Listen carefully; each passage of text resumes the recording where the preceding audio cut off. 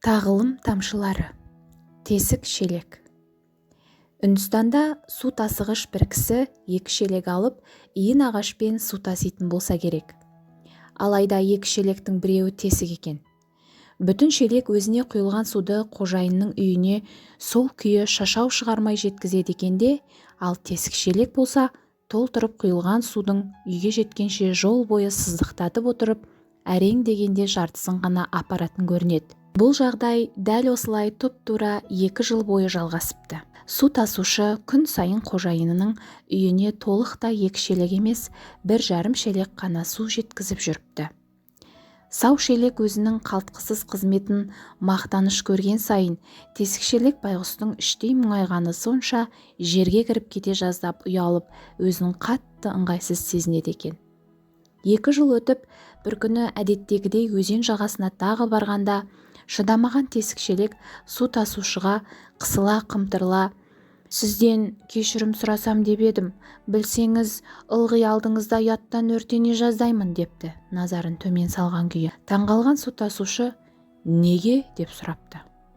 Шелек: "Өйткені менің бір бүйірім тесік болғандықтан, ылғи да сіз толтырып құйған судың жартысын ғана жеткізіп, өзіме жүктелген міндетті толық орындай алмай жүргеніме іштей қатты қысылам.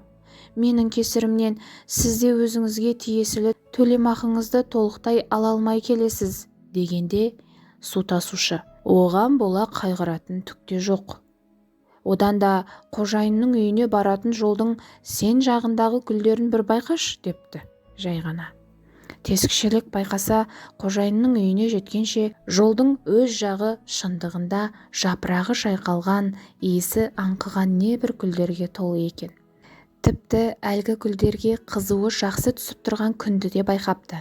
Сонда су тасушы: "Көрдің бе?" деп сұрапты. "Бұл сендегі кемшілікті менің байқағандығым әрі оның өз жөнін тауып орайластыруымның жемісі" деп сөзін жалғастырыпты. "Жолдың сен жағына әдейілеп гүлдер ектім, ал сен болсаң күн сайын біз өзеннен су алып қайтқанда оларды суғарып тұрдың. 2 жылдан бері осы әдемі гүлдерден апарып қожайынды таң қалдыра дастарханын жайнатып келдім. Егер сен тесік болмағаныңда, қожайынымыздың үйінде бұндай әдемілік болмас еді" деп түсіндірген екен. Пенде болған соң, тесік шелек секілді әркімнің де өзіне мәлім кемшіліктерінің болары сөзсіз.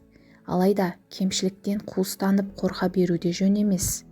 Қайта сол кемшіліктен де адам өзіне қажет үлгі ала білсе, оның да басқалардың қуанышына жарамасына кім кепіл?